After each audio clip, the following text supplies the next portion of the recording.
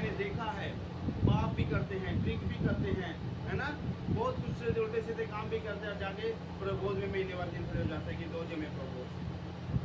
Pastor को तो नहीं पता है कि इसने क्या किया महीने में, लेकिन परमेश्वर को पता है इसने क्या किया है। पास्टर नहीं देख रहा है, लेकिन परमेश्वर देखा है उसको।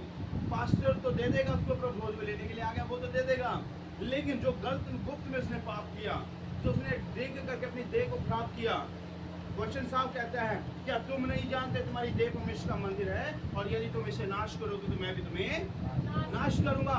तो जो व्यक्ति पाप करके, गुनाह करके, दारू पी के, है ना, और जो प्रभोज में से लेता है या प्रभु की मेज में से खाता है, पीता है, तो उस पर क्या हो जाता है, दंड की आज्ञा हो जाती है मेरे प्रियो।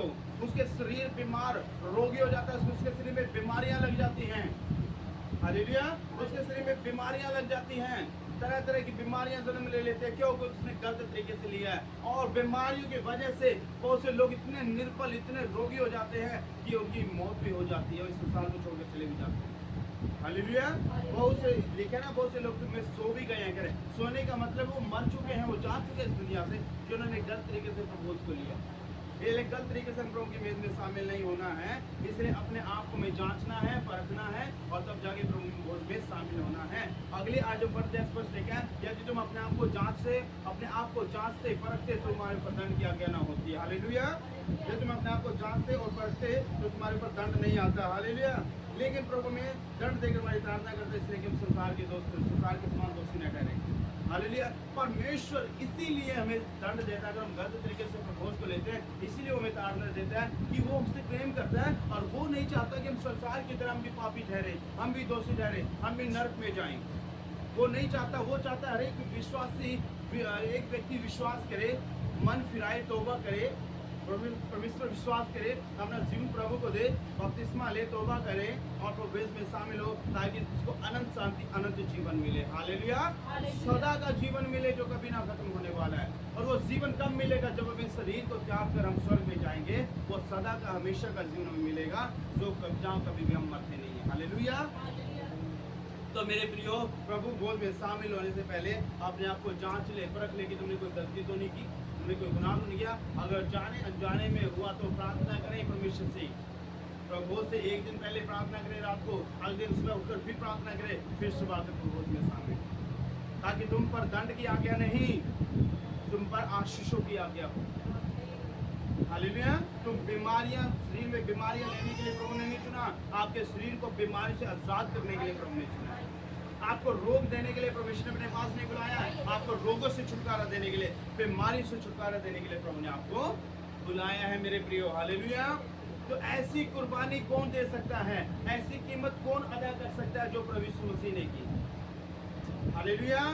क्या आप अपने बेटे को बलि कर सकते हैं? क्या आप अपने बेटे को आप कुर्बान कर सकते हैं? किसी के लिए नहीं कर सकते।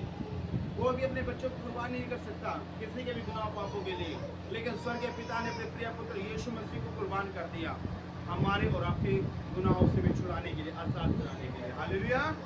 सो मेरे प्रिय प्रभु का धन्यवाद करते हैं। प्रभु का लहू क्या है? हमें आजादी देता है, प्रभु का लहू में छुटकारा देता है, प्रभु का लहू में जीवन देता है, प्रभु के लहू में चंगाई है, शिफा है, वो हमें शुद्ध करता है हमारे हर एक गुनाह, हर एक पाप से। हालेलुया। तो इसीलिए प्रभु का धन्यवाद हो इस पवित्र मेज में एक व्यक्ति को शामिल होना, जिसके बहुत सारे फायदे हैं पवित्र मेज में शामिल होने के, बहुत सारे फायदे हैं। नेक्स्ट टाइम फायदे भी बताएंगे आपको, बहुत से फायदे हैं।